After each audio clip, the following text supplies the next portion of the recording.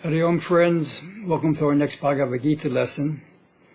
I'm in beautiful and very hot Italy. I'll be here teaching for a month. Let's settle in with our slow, deep breath.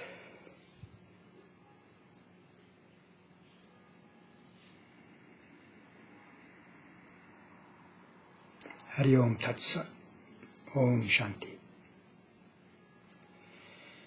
We're in episode number 141.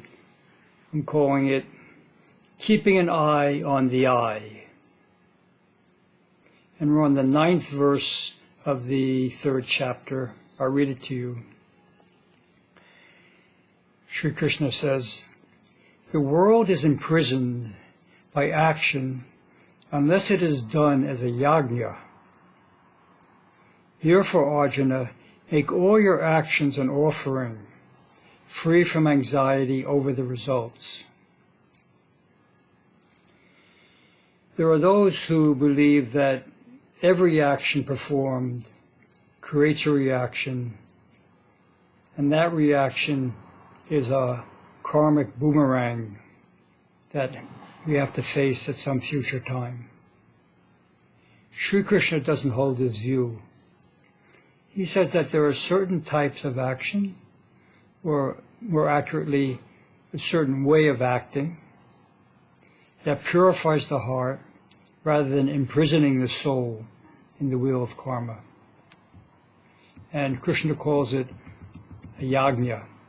Ya, that, jna, knowledge, like jnana yoga. So it's an action that leads to knowledge. Unfortunately, it came to be understood as a sacrificial ritual that often some poor animal was thrown into the fire. Krishna does agree that an animal needs to be sacrificed, but that animal is within us as the illusory separate I feeling. Yajna is a sacrifice in the sense that it makes an action sacred. In my understanding, yajna and karma yoga are pretty much the same. It requires a real paradigm shift for the individual self. A high priority for this distinct individual is to maintain the sense of security of knowing it exists as an independent entity. Selfless, dedicated action doesn't enhance this need of the ego structure. It actually undermines it. Yajna is an outer expression of an inner intention to give ourselves away. When we realize there actually can never be any real security in the life of the individual, then self-sacrifice becomes easier, and it actually doesn't feel so much like a sacrifice.